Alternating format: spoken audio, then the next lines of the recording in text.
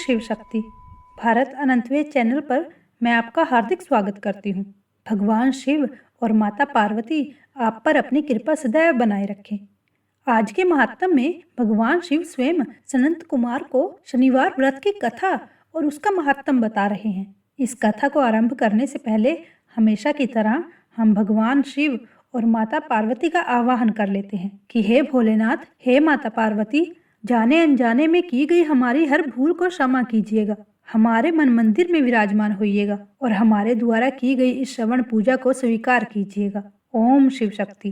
कथा को शुरू करने से पहले मेरा बस आपसे यही निवेदन है कि अगर आपको मेरे द्वारा की गई कथाएं पसंद आ रही हैं तो कृपया हमारे चैनल को जरूर सब्सक्राइब कीजिएगा, जिससे हमारा प्रोत्साहन और भी बढ़ता रहे और हम आपके लिए और भी सुंदर कथाएं लाते रहें। तो चलिए आज की कथा प्रारंभ करते हैं।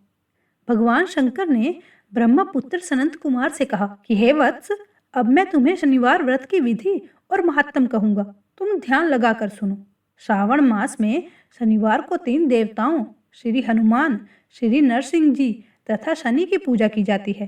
प्रथम मैं तुम्हें श्री हनुमान जी को प्रसन्न करने की विधि बताता हूँ। सावन महीने के शनिवार को हनुमान जी को खुश रखने के लिए तिलों के तेल द्वारा रुद्र मंत्रों से अभिषेक करें। तेल मिश्रित सिंदूर उनके शरीर पर लगाएं। जपा, अर्क तथा मंदार की माला से पूजा कर नैवेद्य के लिए उड़द का बड़ा यानी कि पकोड़ा तथा उपचारों द्वारा पूजन करें। हनुमान जी के प्रीत्यर्थ 12 नामों का जाप करें। उनके 12 नाम इस प्रकार हैं: हनुमान, अंजनी पुत्र, वायु पुत्र, महाबली, रामेष्ट, फाल्गुन सखा, पिंगाक्ष, अमित विक्रम, अवधिक्रमण, सीता शोक विनाशक, लक्ष्मण प्राणवता तथा 10 ग्रीवद्प्राहा।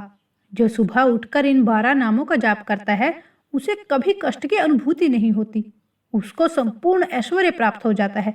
श्रावण मास में जो हनुमान जी की शनिवार को आराधना करता है उसका शरीर वज्र की भांति कठोर होकर मजबूत बन जाता है, उसकी बुद्धि तीव्र हो जाती है, उसके शत्रु निस्तेज हो जाते हैं, मित्रों की संख्या भी बढ़ जाती है।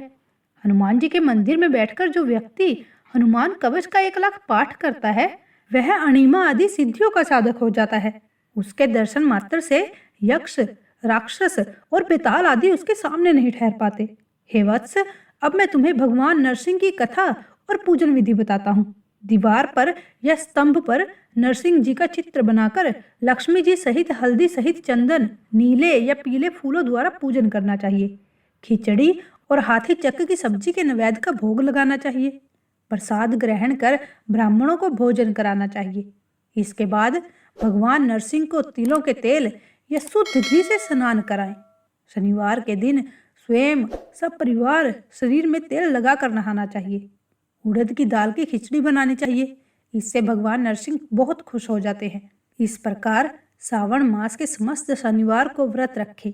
इस व्रत से लक्ष्मी का निवास घर में हर समय रहता है, धन धान्य की वृद्धि होती है, प्राणी इस संसार में हर तरह का सुख भोगकर वैकुंठ को जाता है।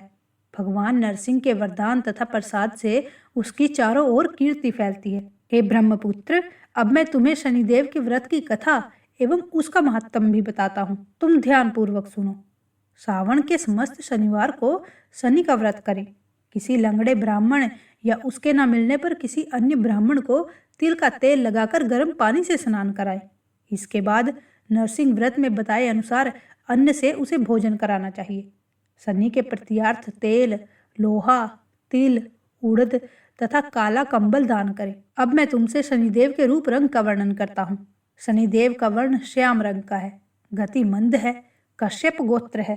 शनि का जन्म सौराष्ट्र में हुआ था। ये सूर्य नारायण के पुत्र हैं।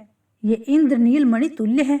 इन्होंने बाण, धनुष तथा त्रिशूल धारण कर रखा है। इनकी सवारी गिद्ध है। इनका यम अधिदेवता है। इनको कस्तूरी, अग्र, चंदन तथा गुग्गल और नैवेद्य में उड़द की खिचड़ी बहुत प्रिय है। शनि की पूजा में इनकी लोहे की प्रतिमा रखी जाती है। दान देने के लिए श्याम वर्ण का ब्राह्मण उत्तम रहता है। ब्राह्मण को 2 काले कपड़े तथा काले रंग की गाय बछड़े सहित दान में देनी चाहिए और उसकी स्तुति करनी चाहिए।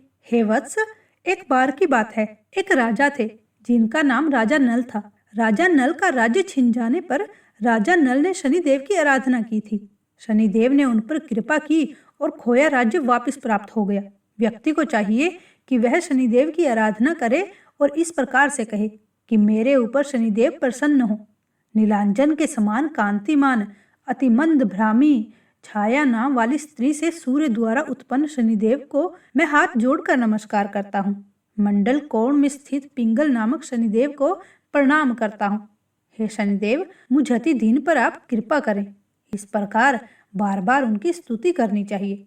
शनिदेव की आराधना में शन्नो देवी इस मंत्र का उच्चारण करना चाहिए। जो प्राणी सावधान होकर विधि विधान से शनिदेव की पूजा करता है उसे स्वप्न में भी किसी प्रकार का कभी कोई भय नहीं रहता। शनि जन्म राशि से पहले दूसरे, चौथे, पांचवें, सातवें, आठवें, नौवें या 12वें स्थान में हो तो सदा पीड़ा पहुंचाते हैं। इसलिए उनकी शांति के लिए सामग्नी इस मंत्र का जाप करना चाहिए और इंद्रनील मणि का दान अवश्य करना चाहिए। श्रावण मास महात्म संपूर्ण। बजरंग बली, नरसिंह जी और शनिदेव महाराज आपके ऊपर करुणामय दृष्टि बनाएं। ओम शिव शक्ति।